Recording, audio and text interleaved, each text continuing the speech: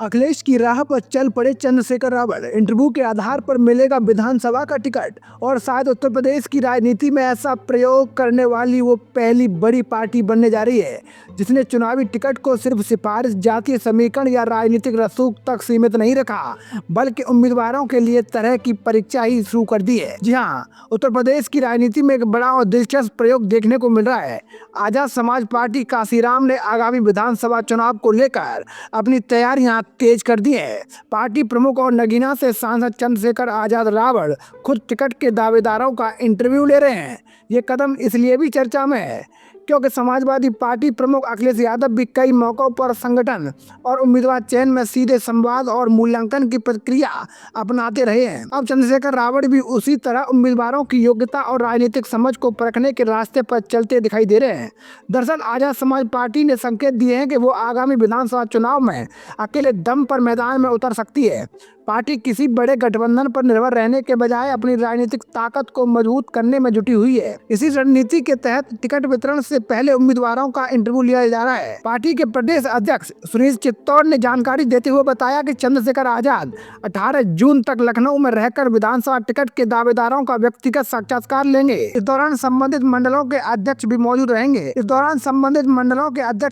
रहेंगे ताकि उम्मीदवारों के बारे में व्यापक मूल्यांकन किया जा सके। इंटरव्यू की प्रक्रिया चरणबद्ध तरीके से चल रही है। 13 जून को सहारनपुर, मेरठ और मुरादाबाद मंडल की विधानसभा सीटों के दावेदारों का इंटरव्यू हुआ। इसके बाद 14 जून को बरेली, आगरा और अलीगढ़ मंडल के नेताओं को बुलाया गया। वहीं 15 जून को लखनऊ, अयोध्या और देवीपाटन मंडल की सीटों के दावेदारों से बातचीत की गई। सबसे दिलचस्प बात यह है कि पार्टी नेतृत्व का दावा है कि केवल वही नेता टिकट हासिल कर पाएंगे जो इस इंटरव्यू प्रक्रिया में खुद को साबित करेंगे। यानी टिकट पाने के लिए सिर्फ राजनीतिक पहचान या स्थानीय प्रभाव ही काफी नहीं होगा, बल्कि उम्मीदवार की विचारधारा, संगठन के प्रति समर्पण, जनता के बीच सक्रियता और चुनाव जीतने की क्षमता भी परखी जाएगी। राजनीतिक जानकारों का मानना है कि ये प्रयोग उत्तर प्रदेश की राजनीति में एक नई बहस को जन्म दे सकता है, क्योंकि अक्सर राजनीतिक दलों पर आरोप लगते रहे हैं कि टिकट वितरण में पारदर्शिता नहीं होती। कई बार कार्यकर्ताओं की मेहनत को नजरअंदाज कर प्रभावशाली लोगों को प्राथमिकता दे दी जाती है। ऐसे में इंटरव्यू आधारित चयन प्रक्रिया पार्टी कार्यकर्ताओं को एक नया संदेश देने का प्रयास मानी जा रही है।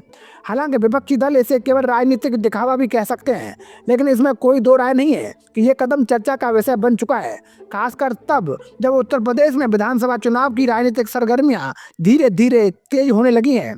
इसी दौरान आजाद समाज पार्टी ने अपने भविष्य के एजेंडे की भी झलक दिखाई है। प्रदेश अध्यक्ष सुनील चित्तौड़ ने कहा कि अगर उनकी पार्टी की सरकार बनी या सरकार में उसकी भागीदारी हुई तो उत्तर प्रदेश में शराबबंदी लागू करने का प्रयास किया जाएगा। इसके साथ ही न्यूनतम मजदूरी को बढ़ाकर 750 रुपए प्रतिदिन करने का वादा भी किया गया। पार्टी का कहना है कि इन दोनों मुद्दों को उसके आगामी घोषणा पत्र में प्रमुखता से शामिल किया जाएगा।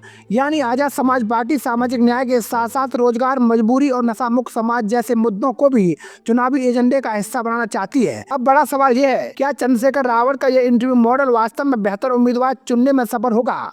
क्या इससे पार्टी को चुनावी फायदा मिलेगा और क्या अन्य राजनीतिक दल भी भविष्य में ऐसी प्रक्रिया अपनाने के लिए मजबूर होंगे? फिलहाल इतना जरूर है कि विधानसभा चुनाव से पहले चंद्रशेखर रावत ने एक ऐसा राजनीतिक प्रयोग शुरू कर दिया है जिसकी चर्चा पूरे उत्तर प्रदेश में हो रही है। आने वाले दिनों में ये प्रयोग कितना सफल होता है, इस पर राजनीतिक विश्लेषकों और जनता दोनों की नजरें टिकी रहेंगी। तो दोस्तों, मैं था आपका अपना मुकेश उपाध्याय। अगर आपको हमारी जानकारी अच्छी लगी हो तो कमेंट बॉक्स में जरूर बताइएगा और हाँ, वीडियो को अधिक से अधिक लोगों तक शेयर जरूर कीजिएगा। जय हिंद।